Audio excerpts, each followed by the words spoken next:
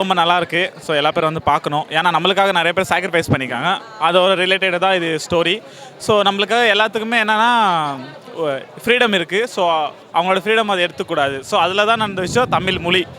So நம்ம மொழிக்காக நிறைய பேர் ப்ரியாரிட்டி கொடுக்காம நிறைய விஷயம் நடந்ததுனால தான் அதுக்காக போராட்டம் தான் இது. ஸோ படத்தில் நிறைய மெசேஜ் சொல்லியிருக்காங்க. அது வந்து எல்லா பேரும் வந்து பார்க்கணும். அது தவிர்த்து நெக்ஸ்ட்டு எல்லா பேரும் ஆக்டிங் வைஸ் எல்லா பேரும் பயங்கரமாக ஃபன் பண்ணிட்டாங்க. பயங்கரமாக கிழிச்சிட்டாங்க.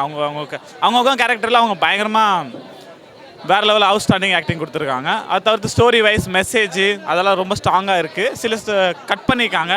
சில விஷயம் மியூட் பண்ணதுனால சில விஷயம் லேக் ஆச்சு. பட் எங்களுக்கு தெரியும் சில விஷயம் புரிஞ்சுக்கணும் நான். பட் நார்மல் ஆடியன்ஸு பார்க்குறவங்க எப்படி அடாப்ட் பண்ணுவாங்கன்னு தெரில. ஸோ படம் செம்மையாக இருக்குது, சூப்பராக இருக்குது, வேறு லெவல். வந்து பாருங்கள் எல்லா பேருமே, மிஸ் பண்ணாதீங்க. ஏன்னா உங்களுக்காக நிறைய பேர் சாக்ரிஃபைஸ் பண்ணிங்க. இன்றைக்கி நம்ம ஃப்ரீடமாக சுற்றுறோன்னா அவங்க அது ஒரு வகையான அவங்களுக்கு காரணம் அதுதான். ஸோ படம் ரொம்ப நல்லா இருந்தது. எஸ்கே ஆக்டிங் சொல்ல வேண்டாம், கண்டினியூஸாக ஹேட்ரிக் சூப்பரான படம் தான். அண்ட் கேரக்டர் சூப்பராக பண்ணியிருந்தார். அண்ட் ரவி மோகன் சூப்பராக பண்ணியிருந்தார். அஸ் அ வில்லனாக நான் எதிர்பார்க்கல இவ்வளோ சூப்பராக பண்ணுவார்னு. But we know is a very good actor. But சூப்பராக பண்ணியிருந்தார்.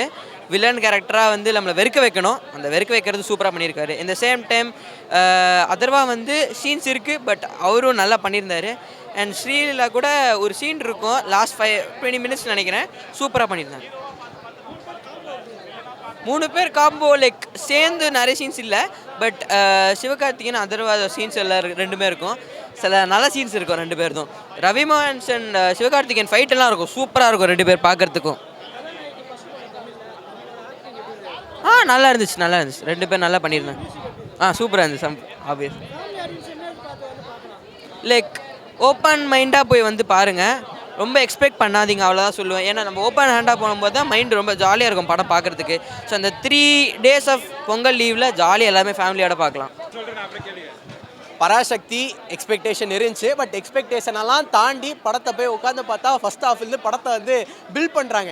என்னடா படத்தை பில்ட் பண்ணுறீங்க அப்படின்னு பார்த்தா செகண்ட் ஹாஃபில் வந்து சூப்பராக இருக்குது. இன்டர்வெல்லேருந்தே நமக்கு வந்து செம்மையான ஒரு படம் அப்படின்ற ஒரு இம்பாக்ட் வந்து கொடுக்குது. தமிழ் அப்படின்னு சொல்லிக்கிட்டு இருக்கோம்ல, அந்த தமிழ் எப்படி வந்தது, இப்போ வரையும் அந்த தமிழ் எப்படி நின்றுட்டுருக்கு அப்படின்ற பேச ஒரு படமாக வந்து இருக்கும். இப்போயும் சொல்கிறேன், என்டர்டெயின்மெண்ட்டுக்காக நான் பராசக்தி வந்து பார்க்குறீங்க அப்படின்னா நான் வந்து உங்களுக்கு ரெக்கமெண்ட் பண்ண மாட்டேன். ஆனால் தமிழ் நம்ம சொல்கிறோம்ல, அந்த தமிழுக்காக இந்த படம் போய் பாருங்கள், உங்களுக்கு டெஃபினட்டாக பிடிக்கும். ஆக்சுவலாக என்னன்னா, நிறைய பேர் வந்து ஜிவியோட மியூசிக் எப்படி இருக்குன்னு கேட்டாங்க, பேக்ரவுண்ட் ஸ்கோர் எப்படி இருந்துச்சுன்னு கேட்டாங்க.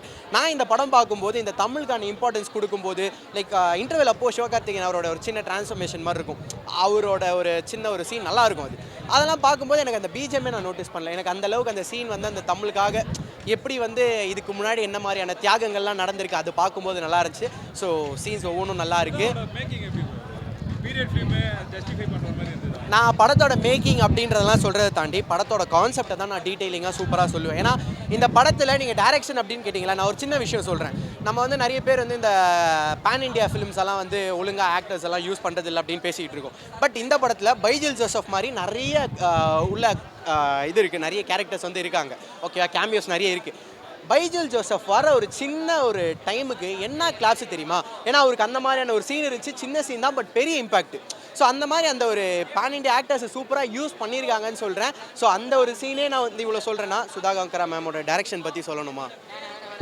இன்னைக்கும் இந்த இந்தி திணிப்பு அப்படின்ற விஷயம் இன்னைக்கு வரைக்கும் நம்ம போராடி தான் இருக்கோம். அது இன்னைக்கு நம்ம போராடுறோம்ல இந்தி திணிப்புக்கு, அன்னைக்கு அவங்க எவ்வளோ கஷ்டப்பட்டிருக்காங்க அப்படின்றது தான் இந்த படம் பேசுது. ஸோ இந்த படத்தில் வந்து எஸ்கே வந்து எந்த அளவுக்கு வந்து அந்த ஒரு கேரக்டருக்கு டீட்டெயிலிங் கொடுக்க முடியுமோ, எந்த அளவுக்கு வந்து பெர்ஃபார்மன்ஸ்னால வந்து இதை எடுத்துகிட்டு போக முடியுமோ அந்த அளவுக்கு சூப்பராக வந்து எடுத்துகிட்டு போயிருக்காரு. தாராளமாக இந்த படத்தை போய் பார்க்கலாம். அதில் வந்து கொஞ்சம் கூட வந்து நான் வானாங்கன்னு கூட சொல்ல மாட்டேன். தாராளமாக போய் பாருங்கள், எல்லா ஆடியன்ஸும் பார்க்கலாம். பராசக்தி நல்ல படம் தான். முதல் பாதியை கம்பேர் பண்ணும்போது 2ஆம் பாதி ரொம்ப நல்ல படம். கம்ப்ளீட்டாக எனக்கு 2ஆம் பாதி தான் ஃபுல்ஃபில்லிங்காக இருந்ததுன்னு சொல்லலாம். இந்த படத்தோட கண்டென்ட் என்னவோ அதுதான். முதல் பாதியில் இன்ட்ரோவல் நல்லா இருந்தது. பர்ஃபார்மன்ஸ்னு பார்த்தீங்கன்னா ரவி மோகன் எல்லாரையும் தூக்கி சாப்பிட்டாருங்க. உண்மையிலே நான் ஆரம்பத்தில் நான் கூட நினச்சேன் சும்மா ஏதோ வருவார் போலன்னு. ஆனால் முதல் காட்சியிலே அவர் யாருன்றதை பாயிண்ட் பண்ணிட்டார். அதுக்கப்புறம் எண்டு வரைக்கும் அவர் வர சீனெல்லாம் நம்மளுக்கு அவர் மேலே வெறுப்பு வர அளவுக்கு அது ரொம்ப கஷ்டம். ஒரு ஹீரோவாக வில்லனா மக்கள்கிட்ட வந்து ஏற்றுக்க வைக்கிறது அது ரொம்ப சிறப்பாக பண்ணியிருக்காரு. அதுக்கடுத்து எஸ்கே முடிஞ்ச அளவுக்கு முயற்சி பண்ணியிருக்காரு. ஒரு அவுட் ஆஃப் த பாக்ஸ் பர்ஃபார்மன்ஸ்னு கிடையாது, அவர் யூஸ்வலாக பண்ணுற பர்ஃபார்மன்ஸ் தான், அது நல்லா இருந்தது. மற்ற கேரக்டர்ஸுமே ரொம்ப சப்போர்ட்டிவாக இருந்திருக்காங்க. படத்தோட பெரிய சோல் ஜிவி தான். பாடல்களை தாண்டி பேக்ரவுண்ட் ஸ்கோர் ரொம்ப அருமையாக இருந்தது, நல்லா இருந்தது. பட் ஸ்க்ரீன் ப்ரெசன்ஸ்னு வரும்போது பெருசாக ரவி மோகன் வந்துட்டார்னா எல்லாருமே கொஞ்சம் கம்மியான மாதிரி ஆயிடுச்சு அவரோட நடிப்பு முன்னாடி. ஸோ அவர் தான் ஸ்க்ரீன் ப்ரெசன்ஸ் தான் அவர் தான். நிறைய நெகட்டிவ் ரோல்ஸ் இனிமேல் அவரை தேடி போகும், அந்த அளவுக்கு பர்ஃபார்ம் பண்ணியிருக்காரு. மற்றபடி படமாக பார்க்குறப்போ ஓகே பார்க்கலாம், அந்த அளவுக்கு சுமாருன்னு சொல்ல முடியாது, குறைய சொல்லவும் முடியாது, நல்ல படம் தான். கமர்ஷியல் எலமெண்ட்ஸ் எதிர்பார்த்து வராதிங்க. இது ஒரு யூஸ்வலான ஜனரஞ்சகமான திரைப்படம் கிடையாது. 1960களில் இந்திய எதிர்ப்புக்கான தமிழக போராட்டத்தை தான் அவங்க வந்து மையப்படுத்தியிருக்காங்க. ஸோ அது சார்ந்த விஷயங்கள் தான் இருக்கும், நிறைய சோக காட்சிகள் தான் இருக்கும். ஸோ அதை எதிர்பார்த்துட்டு வாங்க. மற்றபடி இந்த கமர்ஷியல் எலமெண்ட்ஸ்லாம் கண்டிப்பாக கிடையாது. பராசக்தி படம் பார்த்துட்டு வரேன். படம் பார்த்தீங்கன்னு வச்சுக்கலாம், 1959லேருந்து 1965 இந்த காலகட்டத்தில் வந்து ஹிந்தி தான் அஃபிஷியல் லாங்குவேஜுங்கிற மாதிரி லா பாஸ் பண்ணதுக்கு ட்ரை பண்ணிட்டு இருந்தாங்க. அது அகேன்ஸ்டாக வந்து நம்ம தமிழ்நாட்டில் போராட்டம் பண்ணாங்க. அதை பேஸ் பண்ணி தான் அந்த படத்தோட ஸ்டோரி இருக்குது. சிவகார்த்திகேயன், அதர்வா இவங்கெல்லாம் வந்து போராட்டத்தில் ஈடுபடுற ஆளுங்க. இவங்களுக்கு அகேன்ஸ்டாக பார்த்தீங்கன்னா ஜெயம் ரவி வந்து ஒரு போலீஸாக இருக்கார். படம் ஃபர்ஸ்ட் ஹாஃப் பார்த்தீங்கன்னு வச்சுங்களேன், மக்கள் வந்து ஹிந்தி திணிப்பு வந்துச்சுன்னா என்னென்ன கஷ்டப்படுவாங்க அதை பேஸ் பண்ணி ஃபர்ஸ்ட் ஹாஃப் இருந்துச்சு. ஃபர்ஸ்ட் ஹாஃப் ரொம்ப சூப்பராக, ரொம்ப எமோஷனலாக இருந்துச்சு. ஏன் வந்து ஹிந்தி திணிப்பை வந்து எதிர்க்கிறாங்க அந்த விஷயத்த சூப்பராக காமிச்சிட்டாங்க. செகண்ட் ஹாஃப் வந்து full and full Jayam Ravi versus Sivakarthikeyan மாதிரி தான் போகுது. அதில் ஜெயம் ரவி வாய்ப்பே இல்லைங்க, ஒரு வில்லன்னா அவ்வளோ சூப்பராக நடிச்சிருக்காரு. ஆடியன்ஸ்க்கே அவர் மேலே ஒரு கெட்டு போகிற அளவுக்கு அவ்வளோ சூப்பரான ஒரு ஆக்டிங் கொடுத்துருக்காரு. ஸோ அவரை எதிர்த்து ஒரு ஹீரோ வந்து போராடும் போது அவரோட கேரக்டரும் வந்து பயங்கரமாக எலிவேட் ஆகும். ஸோ இந்த படம் வந்து பார்த்திங்கன்னா சிவகார்த்திகேயனுக்கு ரொம்ப ஒரு சூப்பரான படம். அமரனுக்கு அப்புறம் இது வந்து ரொம்ப அருமையான ஒரு படமாக அவருக்கு வந்து வந்திருக்கு. அதர்வா ஆக்டிங் அவரும் நல்லா நடிச்சிருக்காரு. ஸ்ரீலீலாவும் ரொம்ப அருமையாக வந்து பெர்ஃபார்ம் பண்ணியிருக்காங்க. மொத்தத்தில் கண்டிப்பாக வந்து ஒரு ஹிஸ்ட்ரியை வந்து நம்ம வந்து அப்படியே பார்த்து நம்ம ஜஸ்ட்டு கேள்விப்பட்டிருப்போம், அதை வந்து டீட்டெயில்டாக பார்க்குறது வந்து ரொம்ப ஒரு ஆர்வம் இந்த படம் வந்து தூண்டுது. கண்டிப்பாக எல்லாருமே வந்து தேட்டரில் கண்டிப்பாக பார்க்க வேண்டிய ஒரு படம் தான் அது.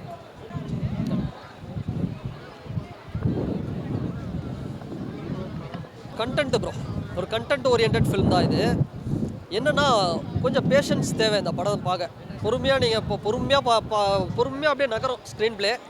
நீங்கள் பார்த்தீங்க அப்படின்னா உங்களுக்கு ஒரு கண்டென்ட் தான் நோட் பண்ணுற மாதிரி இருக்கும். ஒரு இடத்துல ஒரு சில கண்டென்ட்டை நீங்கள் நோட் பண்ணுற மாதிரி இருக்கும். அப்படி தான் வந்திருக்கு. சுதா மேம், நம்ம எல்லா டிரெக்டர்ஸ் ஜென்ரலாக வெற்றிமாறனோட ஒன் மேன் ஷோ, பாரஞ்சித்தோட ஒன் மேன் ஷோ, அப்புறம் ஒரு சில டைரக்டர்லாம் நம்ம லோகேஷ் கனகராஜ் ஒன் மேன் ஷோலாம் விக்ரம சொல்லுவோம்ல, அந்த மாதிரி சுதா மேம் ஒரு ஒன் விமன் ஷோ அப்படி தான் சொல்லணும். ஒரு பெண் இயக்குனராக வந்து நின்று இப்படி ஒரு படத்தை எடுக்கிறாங்க பார்த்தீங்களா, அதுதான் அது ஒரு பெரிய விஷயம். நல்லாவே பண்ணியிருக்காங்க.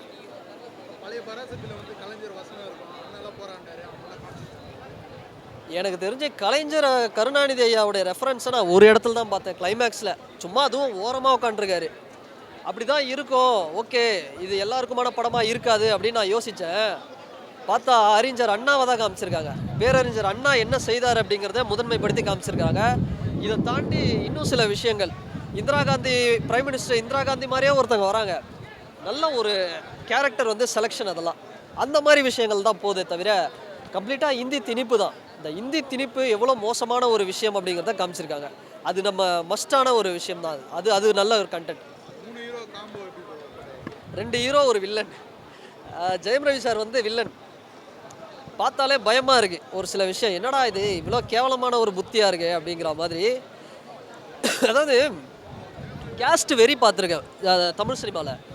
ரிலீஜியன் கூட நம்ம வெறி பார்த்துருக்கோம், நான் நார்த் இந்தியாவிலும் சரி இங்கேயும். இது வந்து மொழி வெறி. மொழியை வச்சு இப்படிலாம் வெறி பண்ணலாமா அப்படின்னா, ஜெயம் ரவி சார் கேரக்டர் பார்த்தோன்னா அவ்வளோ வெறி மாப்பிள்ளைக்கு அப்படிங்கிற மாதிரி இருக்குது. அவ்வளோ ஒரு வெறித்தனமான ஒரு கேரக்டரு. அது ஒரு நல்லா பண்ணியிருக்காங்க. கேரக்டரைசேஷன், நல்ல ரைட்டிங். சுதா மேம் வந்து உண்மையாக எல்லா ஆக்டரை வச்சு பண்ணணும் அவங்க படங்கள், அந்த மாதிரி பண்ணியிருக்காங்க.